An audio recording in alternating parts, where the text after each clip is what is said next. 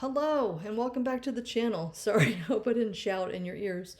I am so happy to be back recording. And no worries, I saved all the budgeting for you guys since my last, let's see, I think the last thing that I budgeted online was my bonus check. And here we are. I'm recording this on Wednesday, April 8th. Uh, Almost 4 weeks ago, I was indeed laid off. So, for some context, my name is Nanette. And over a year ago, I was told, it was 1 week before my 61st birthday, and I was told that my job would be ending on March 14th of last year. And through a few stay of executions, I was extended all the way through March 13th of this year. So I was indeed laid off on Friday the 13th, which seemed quite appropriate after my long and storied history with this company. It's been quite a journey, let me tell you. My last week was pretty fantastic. I got a little bit nostalgic for the last production problem that I got to help solve. The last of this type of meeting, that type of meeting, consult with so-and-so and whatnot. But I am so glad to have all of that in the rearview mirror. I never did cop a short timer's attitude. I worked pretty much right up until almost the last minute. I did take it easy on Friday and had a really nice send off in an early morning meeting. And then one person had the gall to call me at 4:30 p.m. And I did agree to that phone call, so I didn't really do much in the afternoon other than wait on that phone call, but I thought that was pretty funny. So here we are. Without further ado, let's see if we can't budget out this boatload of money that I was expecting and not expecting all at the same time. So what you see is $26,781.17 in ready to assign. I'm using the budgeting software YNAB, which stands for You Need a Budget. It is a zero-based budgeting platform, and it does just a really fantastic job of helping you manage your money. At least that's my opinion. That total, which is way more than I was expecting by this time, is made up of my final gross pay of $7,995.83, PTO payout, which came with my final paycheck, and that paycheck came on Friday the 13th. But that was 19.75 days, or did I read that off? I'll read it off again just in case I didn't, but $14,577.02. Stock purchase payout. This also was not expected, but could have been forecast. I participated, I think, at 10% of my salary I had set aside to purchase company stock at a 15% discount on the last day of the quarter, but you have to be active on the last day of the quarter. So in hindsight, I should have noticed this and canceled I should have withdrawn from the program in January so that none of my money would be set aside. But it just wasn't on my radar screen, and so I missed the chance for this money to gain interest in my high yield savings account, and that really is a small tuition payment in the University of Life, and here we are. That total came to $3,108.32 for the 4 paychecks that it was taken out of. And then I got a $1,000 gift from a family member, and on the last day of the month, I did indeed get the $1,100 claim reimbursement from the Be Well program. The company offers $1,000 to every employee, and then each month, if you participate in a health challenge and you meet the challenge, you can get anywhere from, I think it's $25, $50, and then $100. So I only got the January max, but you know what? I'll take it. Best I could do. The timing of the February payout was not such that I could claim it before being laid off. So that's what that is. we are in April. It's not 100% necessary to do this, but it makes me feel better to do it. So I am going to go ahead and knock out the payroll items. What I do, this number up here is the gross amount, so none of the payroll deductions have been taken out. I take them out by resetting the the assigned amounts to 0. And then I'm going to do the same thing. They should have come off of there. Let me just double check something. 11 overspent. Maybe I didn't have the filter on. What did I do? Oh, sorry. I did it completely backwards. So now I'm going to do it the right way. I'm going to reset available amounts to 0, and it'll take all the money out. The first thing I had done, put money back in to ready to assign that didn't belong there. Anyhow, here we are. So now for HSA contributions, my last HSA contribution will leave me well short of the $5,300 limit for the year. And I need to double check that that's the right limit, because I don't know that I managed all of my limits when some of my limits may reflect 2025 values, but I'll get that straightened out by the next video. So now we're going to reset these available amounts, same thing. And then the 401k, I'm sorry, I did mean to mention. No, you know what? I'm going to mention it when I go through the categories. So now we are left with $16,842.62. No reason to worry about anything else in March. We're going to fast forward to April, and why are we sitting with well, we have a little bit more in here. And my feeble brain cannot explain the difference between those two numbers right at this moment. Oh, I know what it is. The difference here is that some of the money has been spent already for the month. So I don't even know if that explains it properly. It doesn't matter. Let's go ahead and knock out. Again, I'll always start with overspending. So I have made a payment on my COBRA insurance, which covers the monthly cost will be $39.31. That's not true. If I do this, the cost is $203.62. This covers, let me think what this covers. I think it's 1.5 months if I calculated correctly. I did not go in and adjust the targets, but that's actually just a little bit less than I was paying as an employee. And the reason is, I know COBRA is generally more expensive, but the company, because of the layoff, is subsidizing my premiums for, I believe it's a full 12 months, but I am 100% sure it's through the end of this year, no less than the end of this year. So we'll knock that out, and we're still left with $17,027.44. I'm going to check and see if there's anything that's underfunded that I want to cover in the month of April. So we'll start with home maintenance, and for home maintenance, I actually want to max this guy out. So I am going to assign $853.48. And the reason is I'm trying to max out all of my sinking funds. There's a couple that I'll go through it in a minute when we're in May, that I won't max out completely. And then we'll max out what I need for the cat. I'm not going to touch the HSA or the 401k contributions. Now you'll see that for HSA, I'm short of the max for the year by $3,879.15. I'm not going to touch this until I get my sabbatical funds. So while my last paycheck plus the Be Well reimbursement and the gift were more than I expected in this time frame, I don't want to choose to refresh that right now.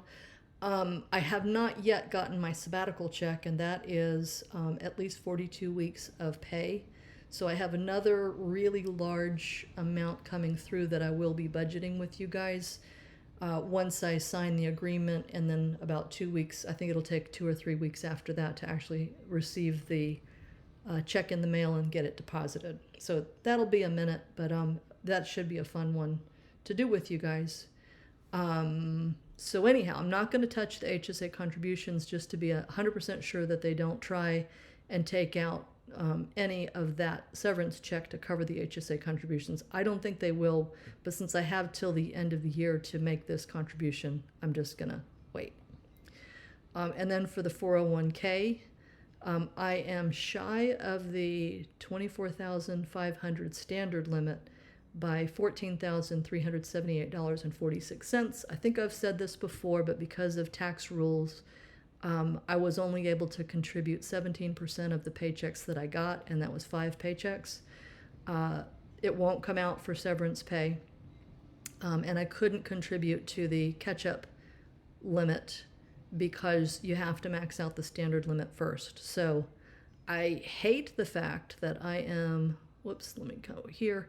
I'm missing 14 plus 11, about $25,000 of, or maybe even 26, pretty close to 26, whatever it is, of deductions for 2026, but it is what it is. It's going to get taxed at a slightly higher rate, but hopefully not as bad as I had feared when I was doing calculations when I was first told that I was going to be laid off, because I don't think I was using my sharpest brain. But anyhow, that is it for underfunded for April. Could take a peek. I'm going to take a quick peek to see what's overfunded, but I don't think I'll probably come in and change anything. No, I think I'll save that for another video where I can sweep out some of the stuff that's been overfunded, but I just don't think that's where my head is at. Let's instead go cover May. So for May, let's go, I think I'm going to go to all, and then let's go one at a time to see what we can cover. So for my stuff, it always wants $825 to cover. This is mostly groceries, gas, personal care, sundries, supplements. I had already maxed out the retirement party, and I've already started to spend some of that money. And I just figured out, let's see, anyhow, let's cover that under funding, and I want to do something real quick. I'm going to come back into April and take a look at the retirement party is sitting at $1,500. I'm going to go ahead and throw another $500 in here. The party is in the middle of April, and I did increase the budget. I might even go to $2,500 for this. I think I've kept the budget under $2,000, but I'm going to throw $2,500. I can always release that money back into the wild to do other things for me down the road, but I love being overfunded on things rather than underfunded.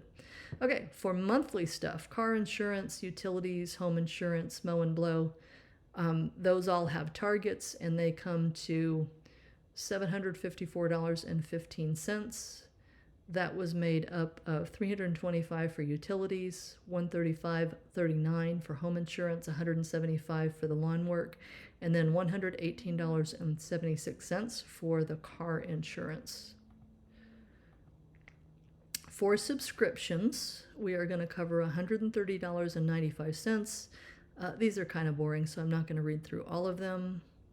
But I am going to come down here. I just paid my annual YNAB and had to change the target to, why is it, that's, oh, I'm looking at the wrong one. That's YouTube Premium. YNAB is $98.10 for the year, so I'm going to go ahead and do that one, set that aside now. I don't have a real good reason for doing it, but I've done it now. All right, fun stuff. This wants $550. I don't, well, yeah, I don't want to cover fitness at $500, do I? No, I really don't. I already have 10 personal training sessions prepaid, which I did using the Be Well Reimbursement funds. So I will set aside $100 for the garden supplies, $350 for eating out, and $100 for fun and adventures. Oh, it says 500 needed eventually, so I got you. I got you, Nanette. That's why it wasn't included in the original 550. The the eventually items aren't ever considered underfunded. They're never going to be included in the underfunded amount that YNAB calculates because there's no time frame associated with them. And that calculation requires a time frame, a time limit, so it can figure out how much to put in for each month. Okay, so then for their stuff is short $716.05. Let's cover that and see that it was $270 for Papa Payback and $446.05 for my son's canteen account, and that was that. Yes, he is spending at a high clip, but we're communicating well about it, and it's all going to be just fine. So for the only thing we see here in inevitable are the two that I decided to keep as a monthly target. $50 for car maintenance and $40 for propane. Now, some of these other items are monthly targets, but I have pre-funded them all the way through the end of the year. So, well, is that entirely true? So they're not monthly targets. It's this is all the way through the end of the year, but it's already been pre-funded. So clothing has been maxed out. Health insurance deductibles got maxed out. Car insurance deductibles got maxed out. Why is health insurance deductibles overfunded? I'm not going to fuss with that. I'm in the midst of sort of maybe auditing my health insurance deductibles for 2025 and 2026, but that's a whole thing, and I don't want to fuss with that. Home maintenance has been maxed out, as have property taxes and solid waste and stormwater. Tax holding got maxed out. I am pleased to tell you guys that I expected to owe about $2,500 for 2025 and am prepared to owe $2,500 for 2026, but I actually owe around maybe $1,650 for 2025, and of course 2026 I won't calculate until next year, or maybe later this year. Oops, where was I? I had done all of these. That was the inevitable stuff. Okay, so for my kitten cat, we're going to put $100 in for all the things, and that should cover food and toys and whatnot. Already maxed out for pet sitting and vet clinic. All right, so for business stuff, we need $146.10, which is going to cover the business taxes, MS Office, which I still haven't installed on this laptop, but I need to do that. $299 for iCloud storage, totally mismanaging my storage. It's maxed out and I can't even back up my phone, so I'm only telling you guys because maybe that will encourage me to manage that. There's no way that I'm going to pay more than $299. I really should be able to manage things so that I'm either not paying iCloud storage at all or down to the lower amount. $56 for internet, which is a great deal. $53.54 for my cell phone. $8.99 for the insurance on the phone, which I probably could get rid of, but I'm not quite that frugal yet. Okay, don't want to select anything. And for payroll, there will be no payroll this month, but I will need to cover the dental, medical. Don't know why dental is showing up twice. I got to fix that. And vision, but I don't have what I need in front of me to reset those targets, so that'll be in the next video. And then retirement stuff, nothing to do in May. Since I am sitting here with an extra $10,171.79, I'm going to come back to April. Before I go there, I'm going to go all the way into June, and what I'm curious about is just by following my targets and funding everything, wow, that is shocking. I only assigned $3,402.17, and yet May, let me go back, I'm in May, so doing this real quick, let's see what is underfunded. just my retirement accounts, that's a little bit shocking. That's really, really good news. And that's the benefit of having already maxed out all of my sinking funds. Okay, so now we're back into April and we're sitting with all this money. What I'm going to do is go to retirement, and I'm going to, let's see, we're fully funded all the way through May. All of the sinking funds are funded. So add these 6 months of sabbatical funds at $5,000 a month. That takes us all the way to November. If I put in $5,000, that's going to take us to December. I'm going to put in another $5,000 and take it all the way to January, which is my birthday month. So I am fully funded all the way through January. My sinking funds are funded through the end of this year. And I still have $171.79 that I am going to tuck away into share the wealth and bring that back up. I like to keep it, for whatever reason, north of $500 when I can, and right now I can. I won't always be able to do that. I won't always be sitting flush with cash, but at the moment I am. And I do feel I have a lot of mixed feelings about it, to be quite honest with you guys.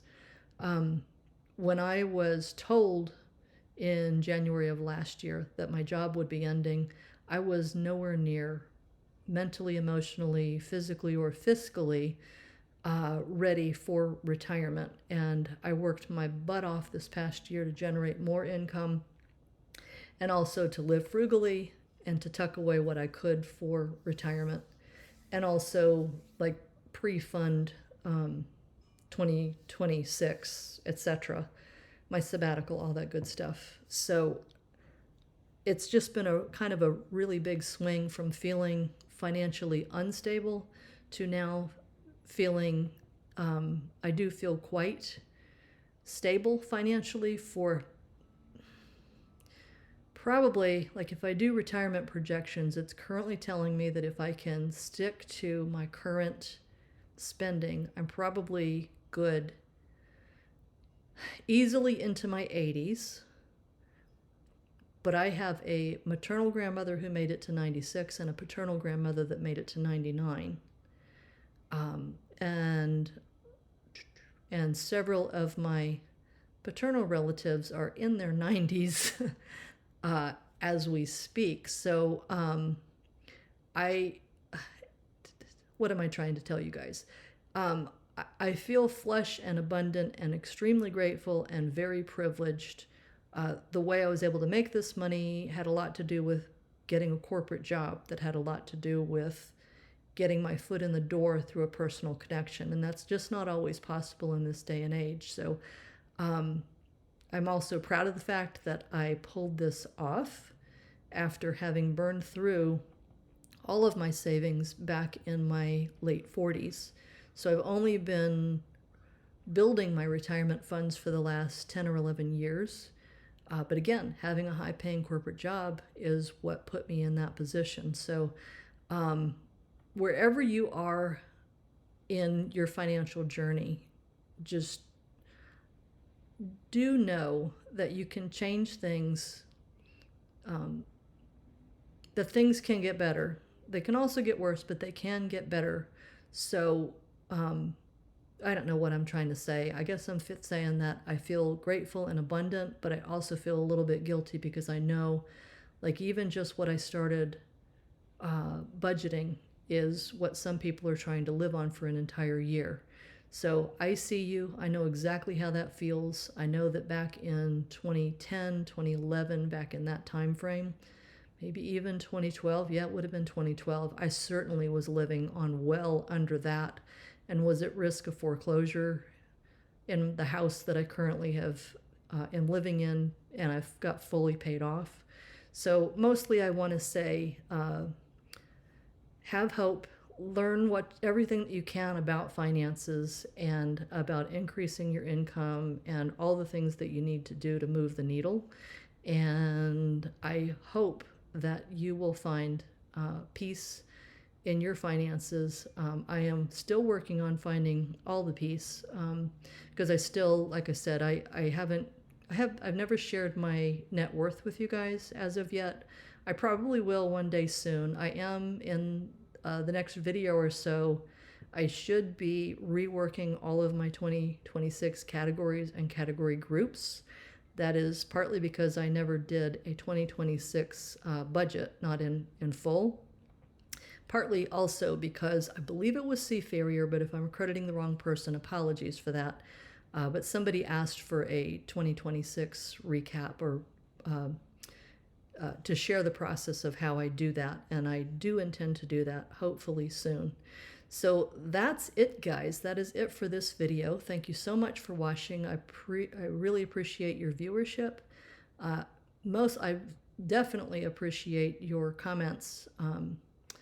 And let me know. What do I want you to let me know?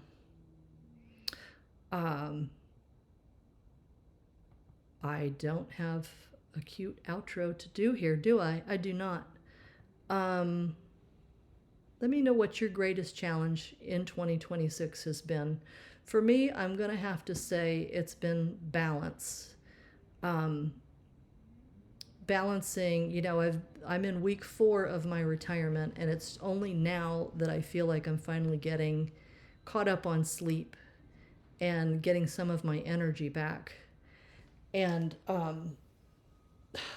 a lot of that is because I was completely out of balance with all of my energy going to this soul-crushing job that I was doing for this company that I am fiercely loyal to in a completely undeserved fashion.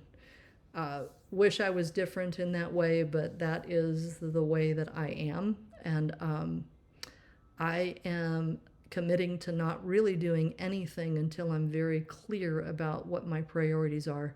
Right now, my priority is to finish the planning for my retirement party. And why do I have way too much money sitting in here. Why do I have $3,485? That is not at all what I mean to do. Look at this. I get to catch my own mistake here.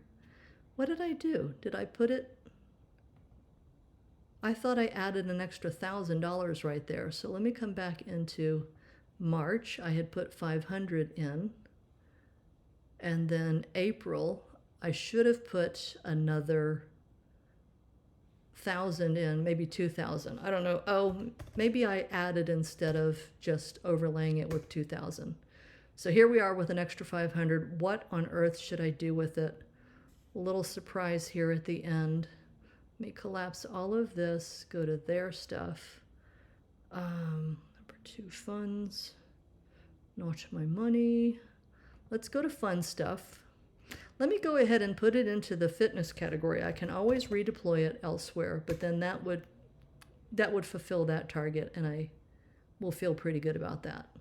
All right. Well, that was a fun little surprise here at the end. Thanks again, guys. Appreciate you watching.